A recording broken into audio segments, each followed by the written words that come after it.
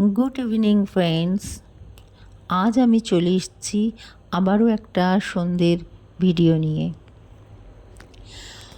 তো সন্ধে হয়ে গিয়েছে, সন্ধেবেলায় তো টুকিটাকি কিছু খেতে হবে। তো টুকিটাকি কিছু খাবার বলতে আমি করেছিলাম ছেলের জন্য কমপ্লেন, আর দিয়েছিলাম সাথে কটা বিস্কিট। আর আমার জন্য বানিয়েছিলাম চা। আর দেখো, চা বানিয়ে চায়ের সঙ্গে দুটো বিস্কিট নিয়ে টেবিলে বসে পড়েছিলাম খেতে। আর চা খেতে খেতে আমার ননদের সঙ্গে কথা বলছিলাম। আমার ননদও চা খেতে খেতে কথা বলছিল। তো আজকে ছিল আমাদের স্বনির্ভর গোষ্ঠীর মিটিং।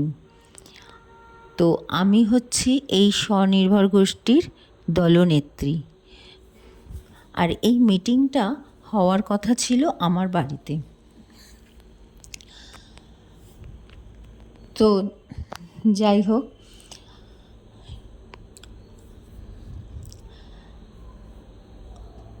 আর চা খেতে খেতে আমার ছেলেকেও আমি ডাকছিলাম যে খাবারটা খেয়ে নেওয়ার জন্য। তো যাই হোক, দেখো সবাই এক এক করে এসে পড়েছে মিটিং করার জন্য।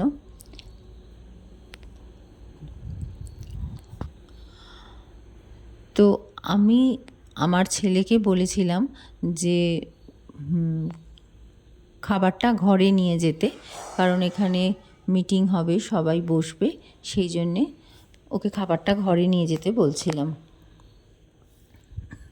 তো মিটিং শুরু হওয়ার আগে একটু সবাই মিলে একটু হাসাহাসি কথা গল্প হলো, তারপর মিটিং শুরু হলো।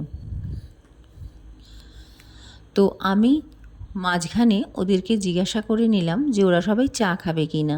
তাকে কেউ কেউ বলেছিল খাবে, তাই জন্যে আমি ওদের জন্য একটু চা বানিয়ে নিয়ে এসেছিলাম।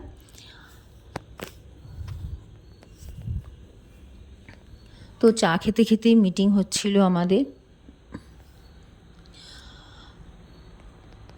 যাই হোক, মিটিং শেষে আবার আমি রান্নাঘরে ঢুকে পড়েছিলাম রাতের ডিনার তৈরি করব বলে। তো আমি এখানে গ্যাসে দেখো সিমুই ভাজছিলাম, আর একদিকের ওভেনে বসিয়েছিলাম দুধ, মানে দুধটা জাল দিয়ে নিচ্ছিলাম।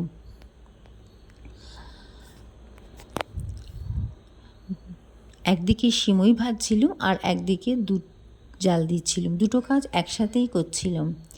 আর দুধটা জাল দেওয়ার পর আমি দুধটাকে আর এক বাটিতে অর্ধেকটা নিয়ে নিয়েছিলাম, কারণ টক দই বাটবো বলে। আসলে সকালবেলা ভাত দিয়ে আমার বর আর আমার ছেলে টক দই খায়, সেই কারণে টক দই পাতবো বলে দুধটা একটু কাটিয়ে নিচ্ছিলাম। তো এবার পায়েস তৈরি করব বলে দুধের মধ্যে দিয়ে দিলাম ছোটো এলাচ আর তেজপাতা। এবার দুধটাকে একটু নাড়িয়ে নিলাম, নিয়ে এই দুধের মধ্যে আমি দিয়ে দিলাম বাতাসা। আমি না এই বাতাসাগুলো দিয়ে পায়েস তৈরি করতে খুব ভালোবাসি। মানে এই বাতাসা দিয়ে পায়েস তৈরি করে আমার খেতে খুব ভাল লাগে, কারণ পায়েসের রঙটা না একটু লাল লাল টাইপের হয়ে যায়। তো যাই হোক, বাতাসাগুলো দিয়ে দুধটাকে ফুটিয়ে নিচ্ছিলাম।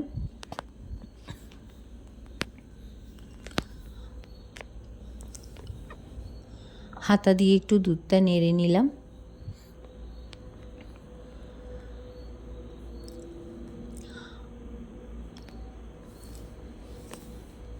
তো দেখো বন্ধুরা, দুধটা কিন্তু আমার ফুটে গেছে। এইবার আমি ওই দুধের মধ্যে সিমুইগুলোকে দিয়ে দিলাম। সিমুইগুলো দিয়ে দুধটা ফুটতে ফুটতে ওদিকে আমি চায়ের কাপ ডিশগুলো মেজে নিলাম।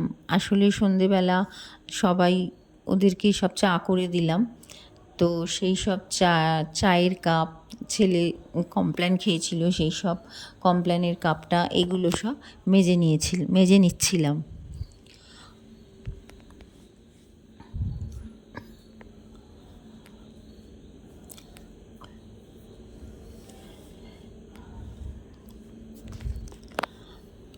কাপ ডিশগুলো মাজতে মাজতেই ওদিকে পায়েসটাও করে ফেললাম। তারপর আটা মেখে নিয়েছিলাম রুটি করব বলে। তো আটা আমার মাখা হয়ে গিয়েছিল, এবার আমি লেচি কেটে নেব। জানো বন্ধুরা, আটা মাখতে আমার একদমই ভালো লাগে না, কিন্তু কি করব, কিছু তো করার নেই। আর জানো তো, আমার না আটা মাখাটা বারণই আছে ডাক্তারের, কিন্তু কিছু তো করার নেই। আমাকে যে বৌদি আটা মেখে দিত সে বাপের বাড়ি চলে গেছে, তো তার জন্য আমাকে নিজেকেই আটাটা মেখে নিতে হয়। তো যাই হোক, আটা মাখা হয়ে গেছে, এবার লিচি কেটে নিচ্ছি, তো রুটি করে নেব।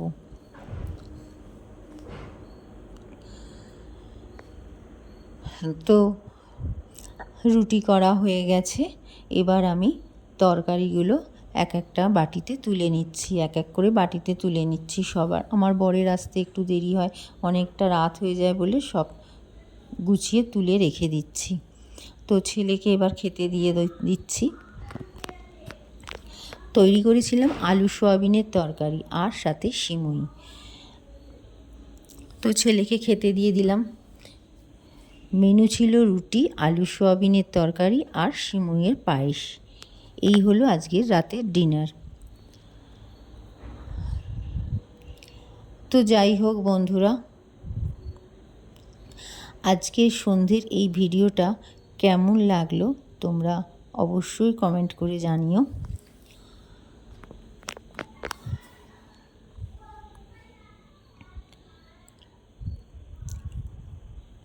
তো চলো, ভিডিওটা আজ এইখানেই শেষ করলাম। টাটা।